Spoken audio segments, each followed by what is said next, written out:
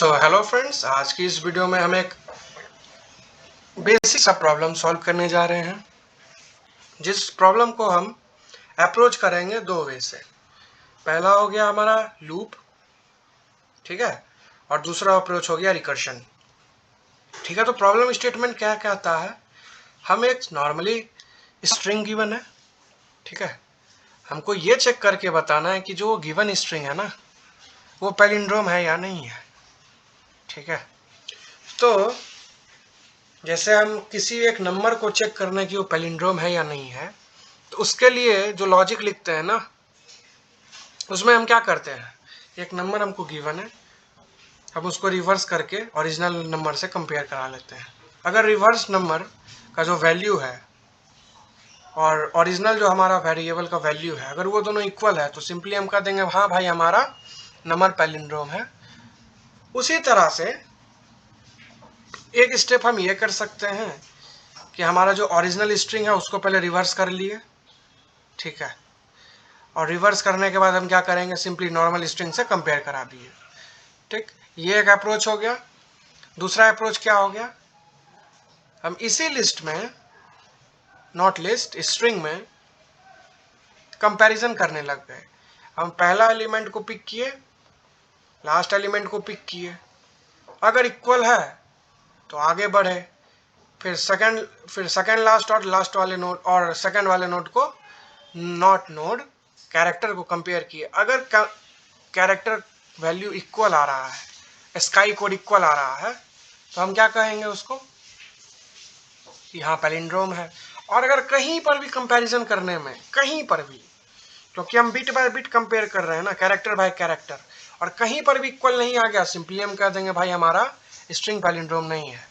तो अभी जो हम सॉल्यूशन अभी बताएंगे ना, इसको हम सिंपली रिकर्शन से करेंगे, ठीक है।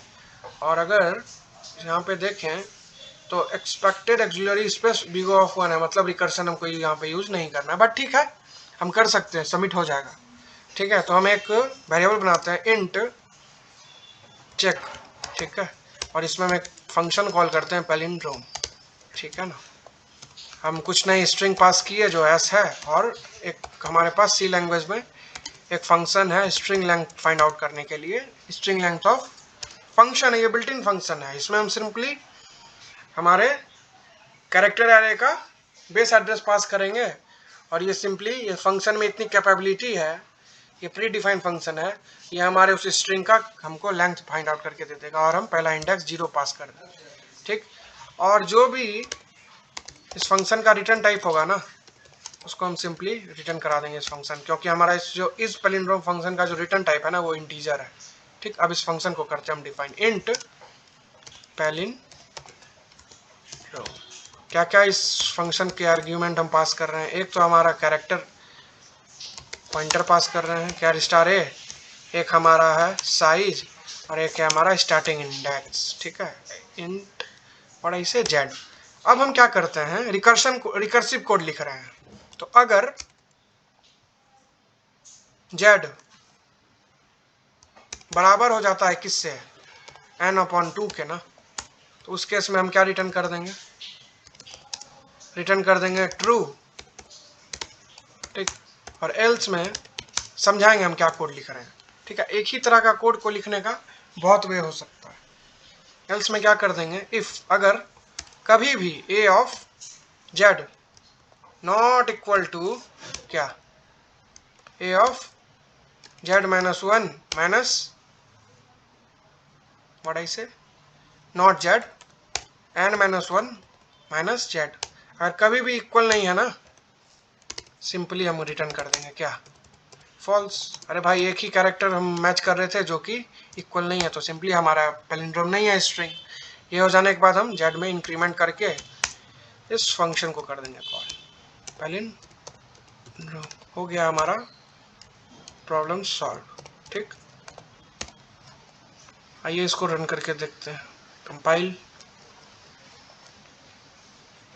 कुछ तो चलो, एक्सपेक्टेड था 1 और मेरा आउटपुट भी 1 ही आ रहा है, ठीक है। कुछ अपना टेस्ट केस देख के देखते हैं।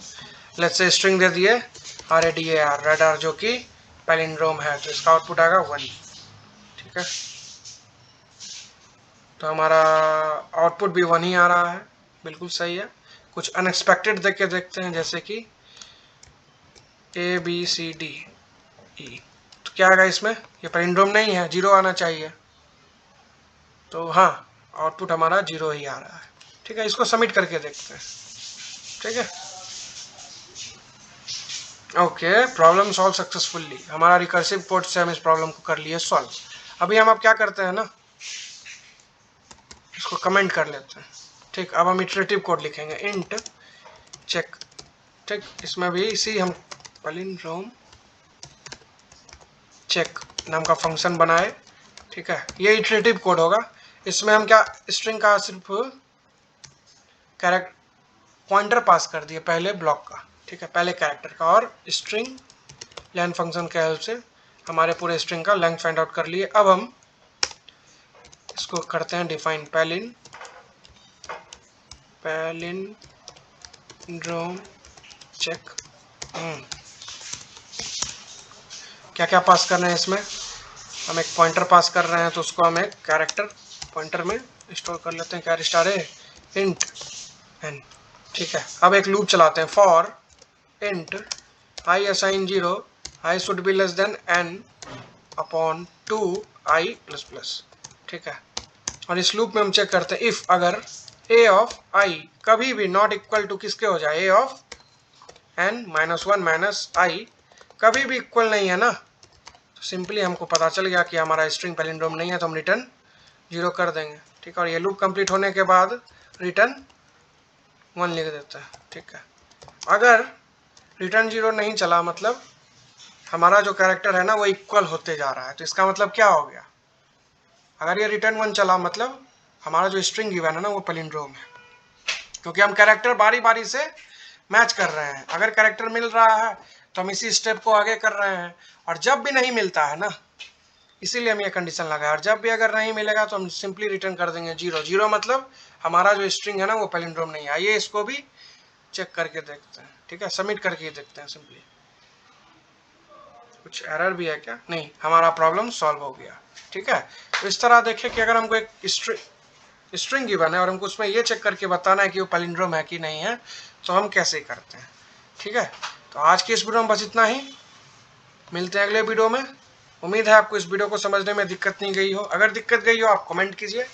ठीक है, इस चैनल को सब्सक्राइब कीजिए, क्योंकि ऐसे वीडियो बहुत आएंगे इस चैनल पे। ठीक है, तो आज की इस वीडियो में बस इतना ही। मिलते हैं अगले वीडियो में, तब तक के लिए bye, thank you, good bye.